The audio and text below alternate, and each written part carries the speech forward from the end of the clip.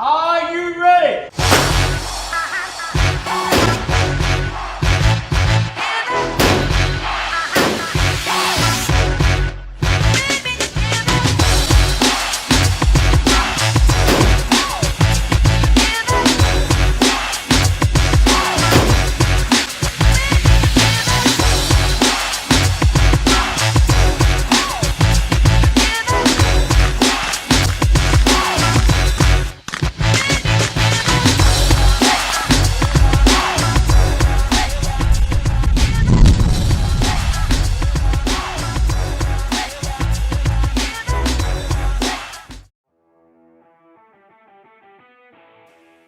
Peter, welcome to the Pistol Australia Olympian Series. You are our first Olympian representing in Melbourne 1956.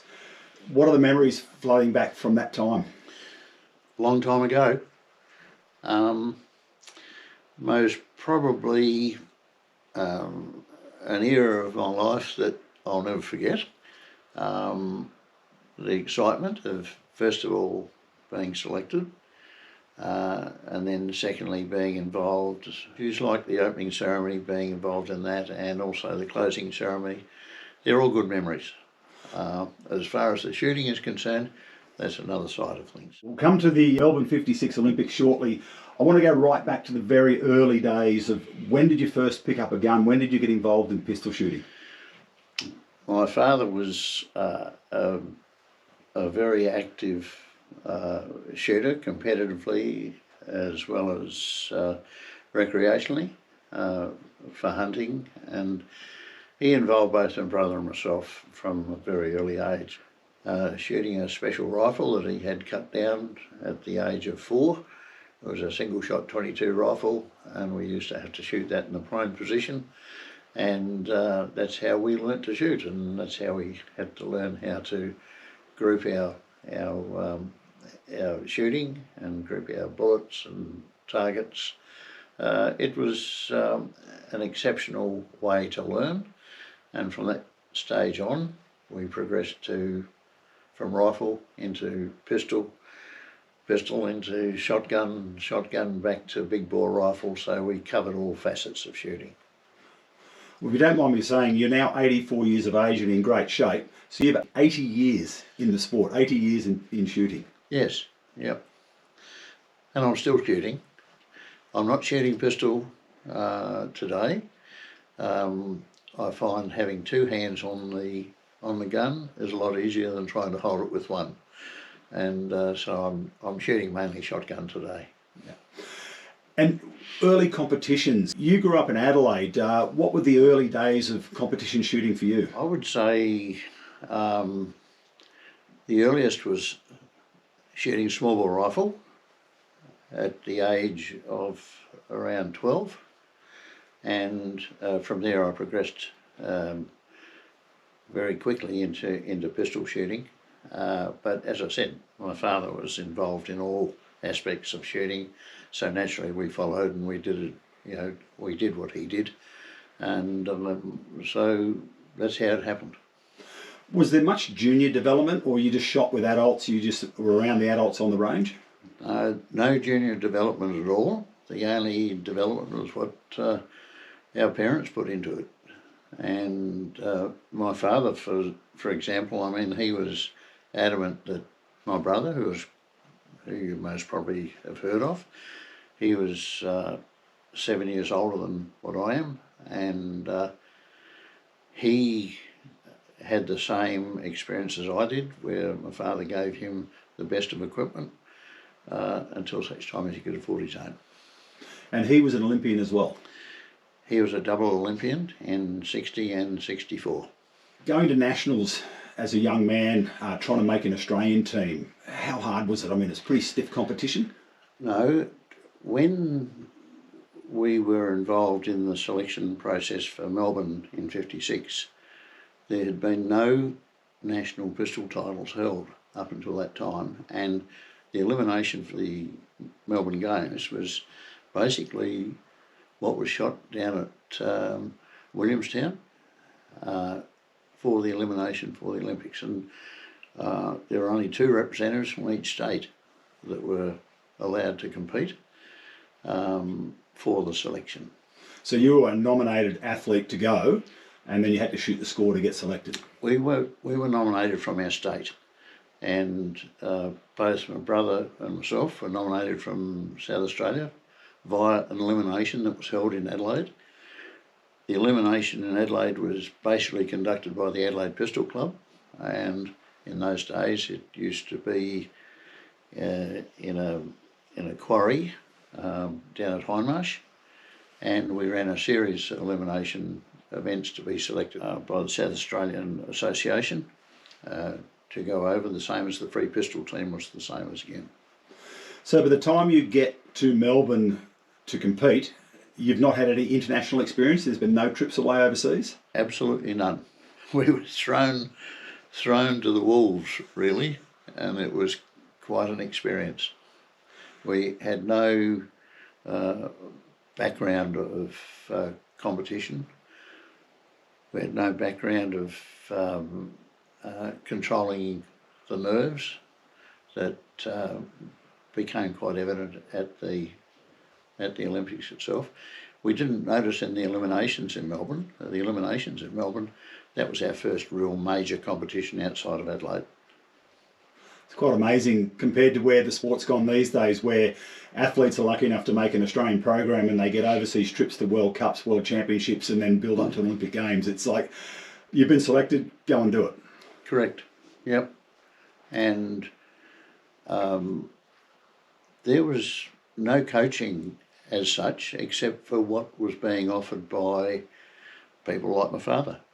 He was our coach, and he had no background of Institute of Sport or anyone like that to give us coaching. He just gave us what he knew. So in terms of influential people in your development, your father, obviously a big one there, providing equipment, providing coaching, doing his absolute best to help his sons shine at the top.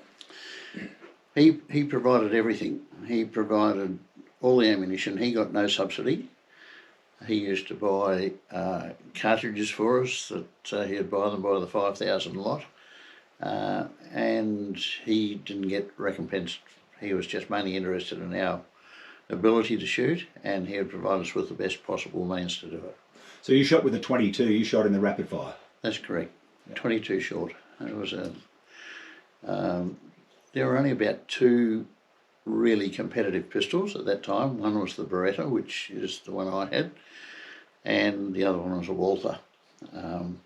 Both were extremely good pistols.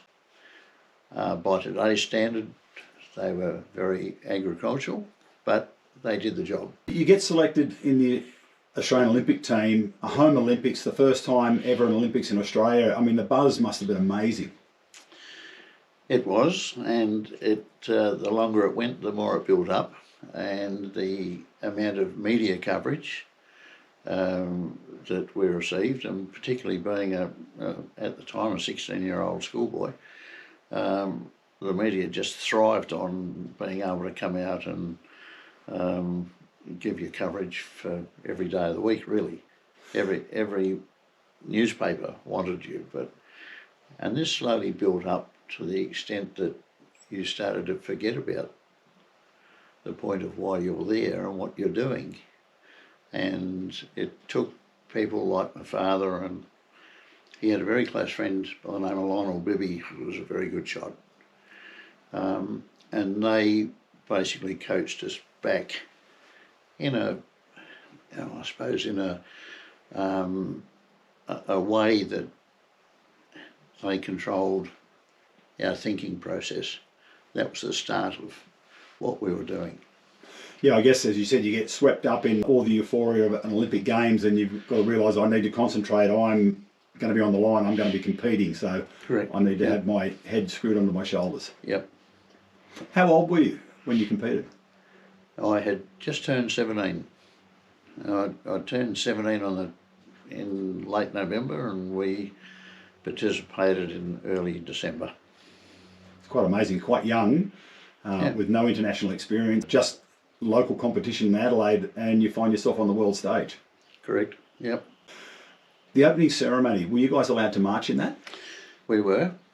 They put the Australian team together, and We practiced for the march, and then the day of the opening ceremony, of course, we were the last ones to march on to the Melbourne Cricket Ground.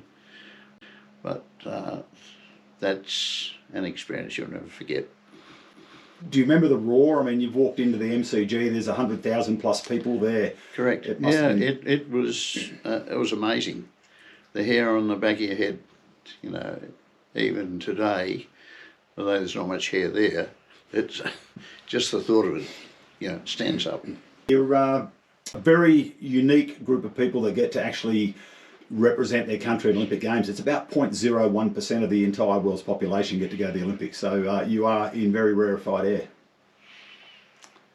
I think so, yes.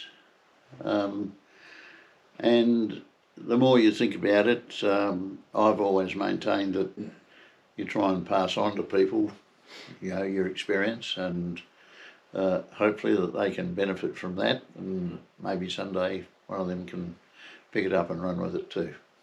Opening ceremony, you had what, 3, 4, 5 days until you got to the line?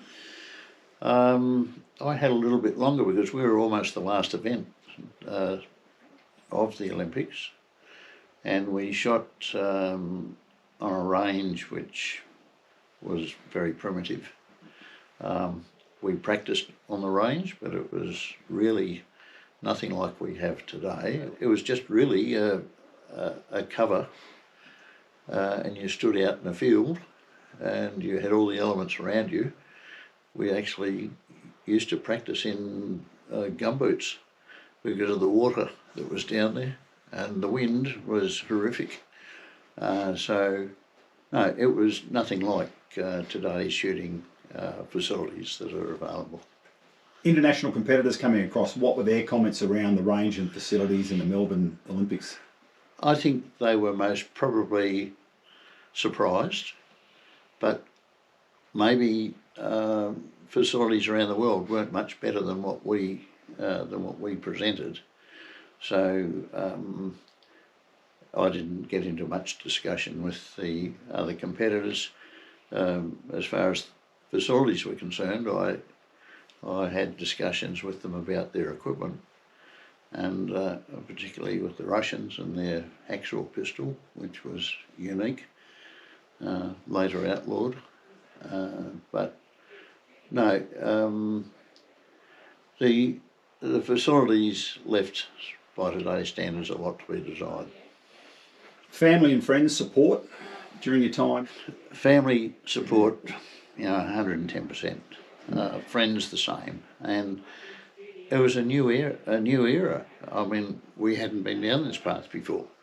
No one really had experienced what we were being put to. Competitors shooting with us, like the free pistol shooters. We had Len Tolhurst from South Australia. He most probably was one of the most advanced shooters that we had at the time, and well, to prove it, he came in 8th in the first world competition. So no, supporters were really good, but again, we didn't know how to handle it mentally. Well, pistol was in the 56 Olympics for the first time, so when did you find out it was going to be an event, and when did you formulate in your mind that I want to go to the Olympics? Well, it was probably when I was 15. That would have been 1955, so it'd only be 12 months before the event. And from that time on, when we realised that pistol shooting was going to be there, we put 110% into training, and we were shooting both Saturday and Sunday every weekend. And then prior to the eliminations, my father used to come and pick me up from the college I was going to in Adelaide after school, and we'd go to the range, and I'd shoot almost every afternoon. So you really sort of knuckled down, and it was a big focus to try and go to your home Olympics. It was, yep. And then having been selected, it sort of doubled the effort of what we'd put in prior to that. Did you get time off school to just go and train? No, didn't really require it. because by the time you finish school at 3 o'clock in the afternoon, you had plenty of time to go and put in a couple of hours, and then you had all weekend. What was it like in the schoolyard then? Everyone knowing that you're going to the Olympic Games? Yeah, it didn't really make that much difference. I mean, I had to address the school or the college, and there were about 400 students there. That was most probably more daunting than actually shooting. Not being most probably trained in that sphere of life. Competition day. Can you take us through? Do you remember waking up in the morning knowing you're going to compete? Yeah, it was basically the same as any other morning, and obviously there were certain certain nerves attached to it. I think mainly because of anticipation of how well you can do. I had actually had the chance to practice with the best.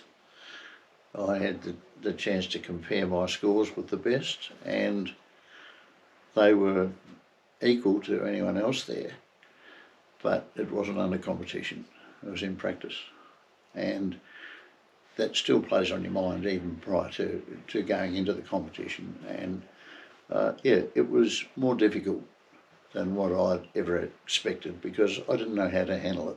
Well, you had no prior reference point. You'd never been to an international competition. You'd never shot against all these different international competitors. So how do you compare it to anything? Exactly. And I think that affects your performance dramatically. As you know, with a pistol, I mean, you've only got one arm and you're holding a pistol on the end of it, and the nerves take over, and where you used to hold extremely steady, all of a sudden you've got a tremor in the arm and you've got to learn how to handle that. And we hadn't been given any tuition or any instruction on what to expect or how to handle it. It's a steep learning curve. It was a huge mountain. Yeah. And once you finish competition, I mean, do you remember running through the competition, through all your shots? You sort of obviously trying to stay focused and trying to stay on the centre of the target all the way through? I did, because I had the misfortune. It was run over 2 days. You had 30 shots on 2 consecutive days. And on the second day, in the middle of a 6-second run, I had a malfunction. And to have a malfunction, that throws your concentration immediately. And to be able to handle that, I wasn't able to cope with that. And obviously it's affected in the results of the day. But this is where we missed out because of lack of preparation and virtually being the first ones in to realise what was going on. Well, you were a trailblazer, and regardless of the result, you must be extremely proud of representing your country.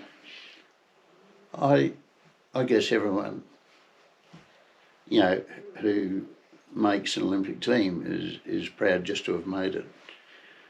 You always feel as though you could have done better, and that is the thing you live with.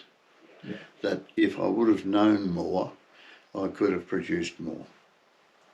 So the Games are winding to an end in 1956, and Australia, Trailblazers, had the first closing ceremony. How was that? Massive athlete party?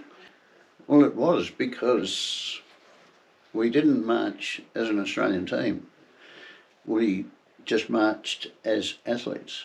And what I recall is that I was marching with a gentleman who was wearing a fez, and he wanted my hat, my Australian hat, and I wanted his fez.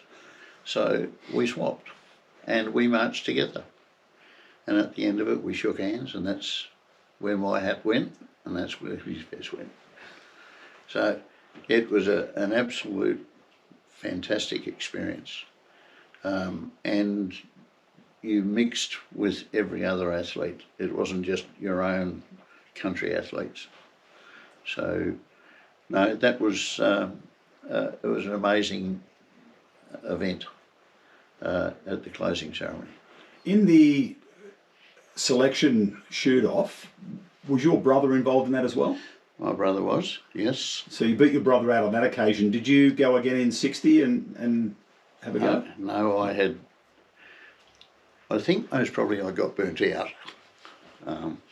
Burnt out to the extent that I shot in 1958 in the first national pistol titles held in Tasmania after the Olympics.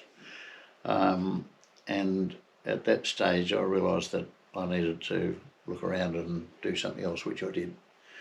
But my brother, he continued, because the way the scoring was conducted in the elimination, he actually ran second to me in score, but because they used to eliminate by the number of hits you have on the target before the score is counted. So if it's a 60 shot event, if you had 60 hits and you had a score of 500, and another guy had 59 hits but he had a score of 510, you actually beat him because you had the 60 hits. And this is what happened to my brother. He missed out. He had 59 hits, second highest score to me, but there was John Maitland from Victoria, also had 60 hits with a lower score, but he got selected. So would that have fueled the fire for your brother to want to go in 60, and obviously he went again in 64? Oh, he was totally committed. And he understood more about the mental approach and the mental control than what I ever did at that age. He had the ability to condition his brain, condition his mind to what he was doing. And I actually saw that in competition later in about 1960 when he was in a shoot-off with Tibor Gonzal. And his mental control was unbelievable. Well, he was a little bit older. He was like 7 years older than you. You were 17 in Melbourne in 56. So he had the benefit of maturity just to help him along the way. I think he did. He had, I think later on, after 58, he got more into the international side of shooting, and he sourced out what the Americans were doing, where they used to have College of Marksmanship, and what they did there, and he got involved with that, and he produced some very good results. And your parents, obviously, your father, your mother, must be so proud to have two sons that both represent and go to the Olympics. Well, my father unfortunately passed away prior to my brother participating in the 60 Games in Rome, about 3 weeks before he was due to go. But he was proud because I think we had achieved what he would have liked to have achieved himself, but he put all his efforts into us, and we were fortunate. We had him, and we were able to, repay him with our results. And did you get to travel at all in 60? Did you go and watch your brother compete and experience the Olympics from the other side? No, I was lucky enough to be able to go and see him shoot in 64 in Tokyo. I'd been working in America for a year, and I managed to come back via Japan and went and watched him shoot there. So yes, that was well worthwhile. It took a long time for the Olympics to come back to Australia, and I go now to Sydney 2000. Did you come and watch anything there? Did you have any involvements? No involvement. No, I didn't really stay within the Olympic movement, except on the information that they provide now in terms of newsletters and texts and emails and what have you. But when I was living in Canberra, I tried to become involved down there with the Olympic movement, but it was a closed shop. It was mainly, athletes at the AIS. But to come in from the outside as a shooter, well, they didn't really know how to handle us, and so I didn't pursue it. Did you try your hand at all at any kind of coaching? I mean, is that something that interested you? Coaching does interest me, but unfortunately not in pistol shooting. It was in shotgun shooting, yes. I changed ships. I jumped ship. I jumped from pistol to shotgun. Yeah. And that's where I stayed. And so life after 56 has been good for you. You've got a beautiful wife, and you've done quite well for yourself. Oh well, everyone tries to make the most of everything, don't they? I made an Australian shotgun team in 1970, but still in 1970, the onus was on the competitor to fund himself to go overseas, and the World Championships were in Phoenix, and I made the team to go there, but you had to pay your own way. Having recently, or the last 4 years, been married and with a young family, you just couldn't afford it. So there was no subsidy. It was either money up front if you want to represent your country, or you don't go. Yeah, you kind of almost do anything. As an amateur athlete, you just try and scrimp and save and find the money anywhere to go, don't you? You do. Yeah. Yep. So it's a rare opportunity to represent your country. Mm. Peter Papps is our first pistol Olympian for Pistol Australia, formed in 1956. You competed in the 56 Melbourne Olympics. Once an Olympian, always an Olympian. Thank you.